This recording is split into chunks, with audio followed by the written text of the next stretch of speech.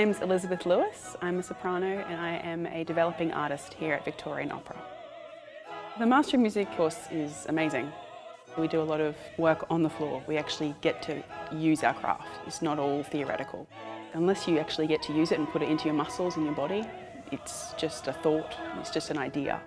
With Victorian Opera we get to perform for many of their main stage shows, sometimes minor roles, but also we learn how a company is run, how to conduct ourselves in front of other professionals and also other singers as well.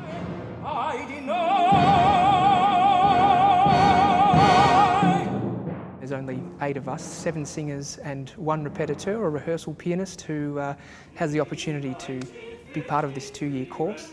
We're expected to be working at the same level as all the professionals around us. It's really, really important to be held at that high standard, and amazing just to be able to work in a professional environment and be treated like a professional. We do coursework through Melbourne Uni, mostly in languages. We learn phonetics and we learn French, German and Italian. The university has brought in a number of different coaches and singing teachers that we also have the opportunity to work with. It's fantastic to be part of Victorian Opera whilst also studying at university. The company is really good about getting us into rehearsals to at least watch other people if we're not in the show. These people have such a wealth of knowledge and experience. All of that feeds into their performance and informs what they're doing. It's a masterclass every time you come to work and watch that. It's fantastic. Everyone at Victorian Opera has a commitment to the future of the art form.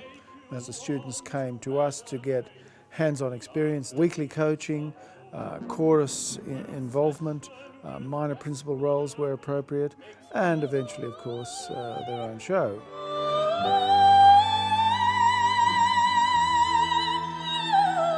What I've done is invite 4 Australian composers to make their own Australian version of the 7 Deadly Sins. 7 Deadly Sins is a really interesting project. So the first half is the sins of Australia, so 7 cities. Each city in Australia has been designated a sin. Brisbane is sloth, Sydney lust, Canberra pride, Melbourne greed, Hobart envy or covetousness, Adelaide gluttony and Perth anger or revenge. We really get to showcase what we've been doing over the last 2 years, but also to stretch us into a sort of more cabaret style, but while still using all of our operatic techniques. We've had to develop certain skills very, very quickly and then deliver them as a final product to a paying audience. That's an interesting combination because we've had young developing composers working with young developing artists, and I think that's been very stimulating for all concerned. The Tasmanian Symphony Composer Development Program has been involved with this, giving opportunities for composers to workshop their orchestrations with the singers, with the Tasmanian Symphony. One of the most important things that Vic Opera does is we always have new music every year. It's a wonderful process because we also do have a bit of license to suggest different changes that might help or enhance the piece as well. You can make it your own. You can talk to the composers. They're really wanting to do things that make the voices shine. We've worked at Hamer Hall, we've worked in the Playhouse, we've worked at the Malthouse, down at the Palais, and we also tour throughout Victoria because we are Victoria's company.